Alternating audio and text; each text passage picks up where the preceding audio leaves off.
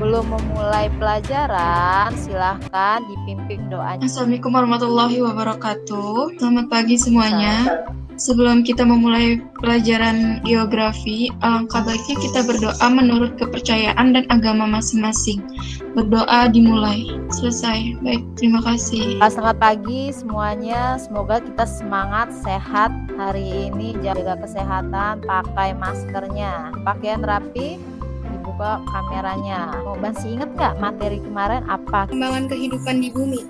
Perkembangan kehidupan kemarin saya sudah memberikan materi bahan ajar ya kan, kemudian video pembelajaran. Nah, saya ingin tanya nih, siapa yang sudah nonton materinya atau sudah baca bahan ajarnya? Tentang lapisan-lapisan bumi, teori perkembangan muka bumi, ada teori pengapungan benua, teori Laurasia dan Gondwana, teori konveksi, dan teori lempeng tektonik. Oke, terima kasih Zalfa. Lanjut ke Vimala. Coba Vimala, kamu apa yang kamu pelajari tadi? Yang saya pelajari itu kan tadi untuk yang bahan aja sudah disebutkan oleh Zalfa. Saya tangkap dari video itu adalah perkembangan bumi dari awal terbentuknya satu benua yaitu Pangea, kemudian seiring berjalannya tahun dan waktu bumi itu benuanya semakin terpecah menjadi benua yang seperti sekarang. Dan juga di video ditunjukkan keadaan bumi dan benuanya 100 miliar tahun dari sekarang. Dan dari yang saya lihat itu sebagian besar Asia sudah tenggelam ke laut. Oke, terima kasih Vimala. Setelah kamu belajar ini, kamu nanti harus dapat menganalisis mengenai lapisan bumi dan perkembangan bumi. Tujuannya apa? Tujuannya agar kamu memahami nih apa saja sih lapisan-lapisan bumi. Oke, kita lihat lagi. Apa menurutmu dari video yang ditayangkan? Saya mau nyoba. Dari video yang saya lihat, saya menyimpulkan daratan bumi tidak selalu seperti sekarang ini. Benua terbentuk saat lempeng kerak bumi bergeser dan bertabrakan dalam jangka waktu yang lama. Video ini menunjukkan bagaimana benua saat ini diperkirakan telah berevolusi selama 600 juta tahun terakhir, dan di mana mereka akan berakhir dalam 100 juta tahun ke depan. Oke, terima kasih Zahra ya. Setelah dia jadi bumi itu mengalami perkembangan. Ternyata bumi itu tidak diam. Silahkan kamu diskusikan di GCR hal-hal yang belum kamu paham. Kemudian setelah itu nanti saya berikan tugas, kerjakan LKPD-nya, kamu upload. Bulan 30 nanti kita diskusi, kita presentasikan hasil dari LKPD kamu yang kamu kerjakan. Baik Bu. Gambar pertama, gambar apa? Ayo silakan. Siapa yang mau presentasi? Saya, Bu. Ya, Vimala silakan. Boleh di share screen apa yang hasil jawaban. Baik, berikut adalah jawaban saya untuk soal teori. Yang pertama itu adalah gambar teori dua benua. Untuk gambar pertama itu adalah tokoh penemunya Edward Suez pada tahun 1884. Isi teorinya ini adalah bumi pada awalnya terdiri atas dua benua, yaitu benua Laurasia pada bagian kutub utara dan Gondwana pada bagian selatan. Kedua benua ini dipisahkan oleh laut sempit atau testis. Kemudian kedua benua ini pecah dan bergerak ke bidang ekuator karena efek rotasi bumi menjadi bentuk benua yang sekarang. Betul ya, ini adalah teori Laurasia dan Gondwana. Oke, selanjutnya teori yang kedua. Boleh saya tunggu. Jadi assalamualaikum warahmatullahi wabarakatuh. Perkenalkan nama saya Muhammad Dafozo. Saya akan menjelaskan tentang teori Pangea. Pada dasarnya terdiri atas kerak samudra dan kerak benua. Kedua kerak ini bukanlah sesuatu yang kaku dan diam, tetapi harus bergerak aktif mengalami pergeseran hingga saat ini. Sebenarnya apa yang dimaksud dengan teori Pangea dan Gondwana? Teori Pangea dan Gondwana adalah sebuah teori yang menyatakan bahwa jutaan tahun yang lampau semua benua bergabung dalam satu daratan besar yang disebut Pangea. Info, benua sekarang terdiri dari 5 benua ya. Kemudian karena suatu alasan yang masih belum diketahui pasti, benua-benua tersebut pecah dan mulai hanyut dalam arah yang berlawanan. Ternyata sejak zaman dahulu, permukaan bumi yang diam ini telah mengalami perjalanan atau pergeseran yang jauh dari bentuk aslinya. Di antara para ilmuwan yang memberikan gagasan tentang adanya pergeseran di bumi yaitu Antonio Sinaira dan Pellegrini yang mengamati benua-benua Afrika dan Amerika Selatan, merupakan benua yang pernah bersatu.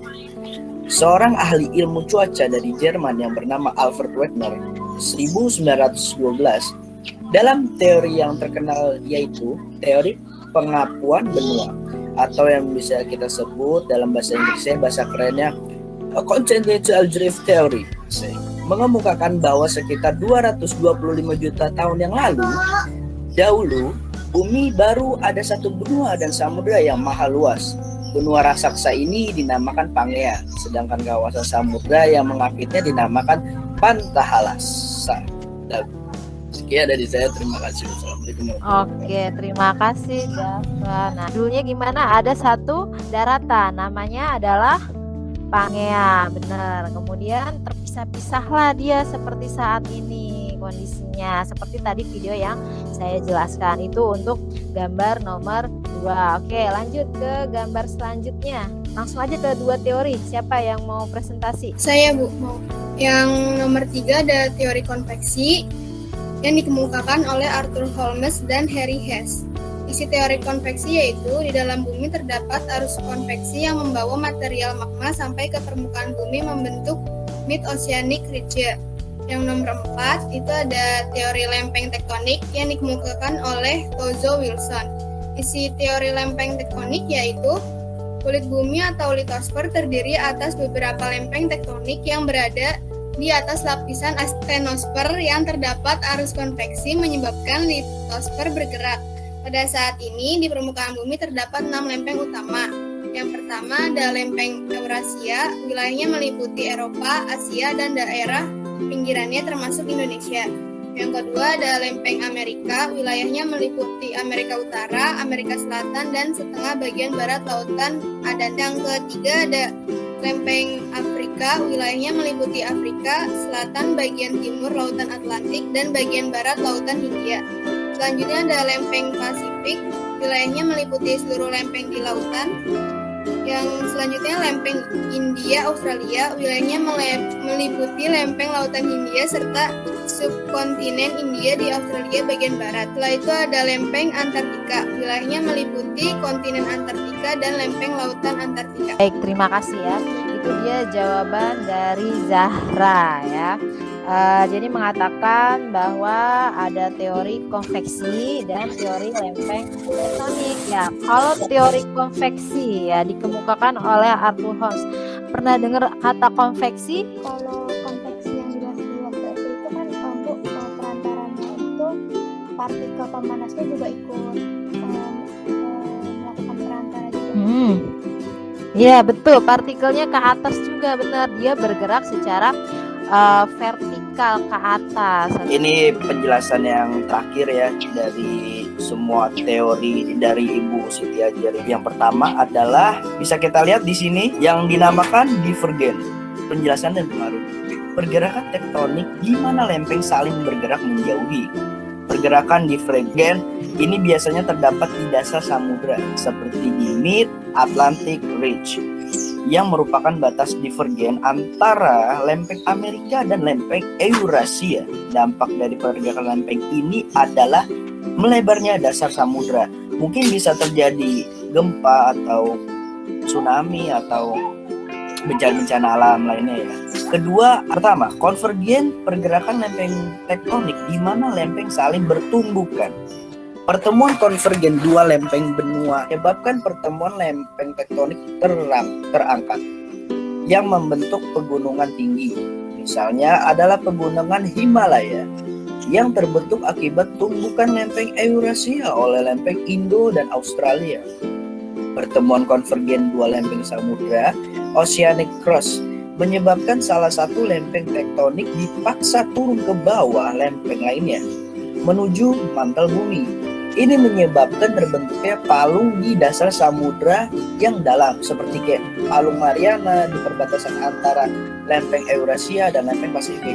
Pada tahu lah ya apa itu palung Mariana. Itu palung yang sangat dalam dan belum banyak yang diketahui. Temuan konvergen lempeng benua dan lempeng samudra menyebabkan pemanasan batuan ketika lempeng samudra bergerak ke bawah lempeng benua dan menyebabkan terbentuknya gunung berapi. Kemudian ada yang terakhir, namanya adalah transform. Apa itu transform? Pergerakan lempeng tektonik di mana lempeng saling bergesekan dan bergeser sehingga menimbulkan patahan. Oke. Pada batas lempeng ini, bebatuan akan dihancurkan saat lempeng bergerak, menciptakan lembah lurus yang panjang atau mengarai bawah laut. Pertemuan bentuk ini disebut patahan atau fault atau sesar. Pergerakan di patahan ini dapat menyebabkan gempa bumi. Contoh batasan lempeng tektonik transform adalah patahan San Andreas di negara bagian California, Amerika Serikat. Patahan ini menyebabkan gempa bumi San Francisco yang menghancurkan kota ini pada tahun 1900. Warahmatullahi wabarakatuh. Terima kasih Dava jawabannya. Jadi ini adalah struktur bumi. Yang pertama itu adalah ada inti bumi bagian dalam. Lapisan inti bumi ini adalah lapisan terdalam bumi yang tersusun dari unsur besi dan nikel. Sekitar 33% dari massa bumi berada pada lapisan ini. Lapisan ini juga bagian dalamnya memiliki ketebalan lapisan sekitar 1.300 km dengan kedalaman 5.100 sampai 6.700 km. Oke, yang kedua ada inti bumi bagian luar. Inti bumi bagian luar ketebalannya memiliki 2.250 km dan kedalaman antara 2.900 sampai 5.000 km. Lapisan inti bumi bagian luar sangat panas.